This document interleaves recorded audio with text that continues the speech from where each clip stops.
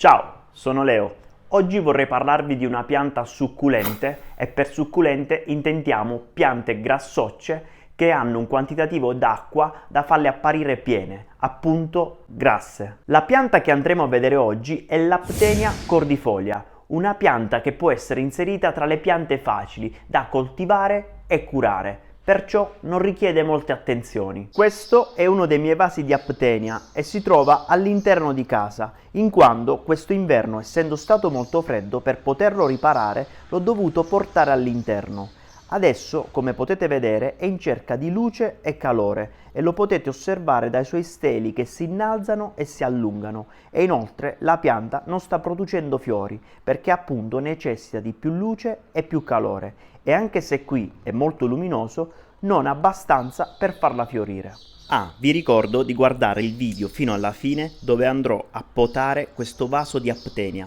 In questo video vi mostrerò come curare questa pianta e farla fiorire, inoltre come propagarla per avere più vasi o vere e proprie distese di Aptenia. Vi ricordo di lasciare un like e per supportarmi di iscrivervi al canale. Bando alle ciance, iniziamo con l'origine geografica di questa pianta. L'Aptenia è originaria dell'Africa del Sud e data la sua facile coltivazione e la sua crescita veloce è utilizzata per tappezzare zone rocciose del giardino, per abbellire muri o messa sopra un davanzale di una finestra. È costituita da numerosi steli carnosi e striscianti con tantissime foglioline a forma di cuore o ovali, con apice appuntito di colore verde brillante, che sembrano luccicare quando colpite dal sole diretto. E questo è dato dal fatto che le cellule idriche della pianta si trovano proprio sulla superficie delle foglie. Parlando invece di fioritura, questa pianta produce tantissimi fiorellini, generalmente di colore fucsia, ma che possono essere anche rosa, gialli o viola, a seconda della specie. Questi fiorellini sono molto apprezzati da api e farfalle e altri insetti impollinatori e fa dell'Aptenia una pianta di supporto per la loro prosperità. In genere i fiori compaiono da maggio fino a settembre inoltrato. Coltivare l'Aptenia è abbastanza facile e per non sbagliare e averne una in vaso o per il tuo prato, segui questi consigli. L'Aptenia cordifolia ama il sole, ma cresce anche in zone poco ombreggiate. Se tenuta all'ombra farà meno fiori. Predilige luoghi temperati, ma essendo una pianta molto resistente, sopporta anche temperature di meno 10 gradi Celsius. D'inverno, comunque, se abbiamo un'Aptenia in vaso, conviene portarla all'interno. È una pianta davvero resistente, resiste sia a forti piogge che a siccità prolungate. Quindi non sarà un problema se le innaffiature saranno irregolari, ma per avere una pianta rigogliosa e fiorita è meglio e consigliabile irrigarla regolarmente. Si consiglia di concimarla 2 volte l'anno, in primavera e a fine estate. L'Aptenia si adatta a qualsiasi pH di terriccio. Necessita comunque di un terreno leggero e sabbioso in modo da evitare i ristagni idrici. Se piantata in giardino conviene preparare il suolo con terriccio universale misto sabbia, pomice o perlite. Teme in particolare 2 cose: l'attacco della cocciniglia e degli afidi e il marciume radicale causato dal ristagno idrico. In un prossimo video vi mostrerò come difendersi dall'attacco di cocciniglia e di afidi e per non perdervi il video attivate la campanellina e iscrivetevi al canale. La potatura per questa pianta è essenziale, permette infatti l'incespimento della pianta e l'emissione di nuovi getti laterali. È consigliabile quindi di tanto in tanto effettuare una potatura leggera di quei rami spogli o di quei rami che tendono a lignificare. Adesso venite con me, andremo a dare una spuntatina a questa pianta e dai rametti che andremo a eliminare faremo delle talee.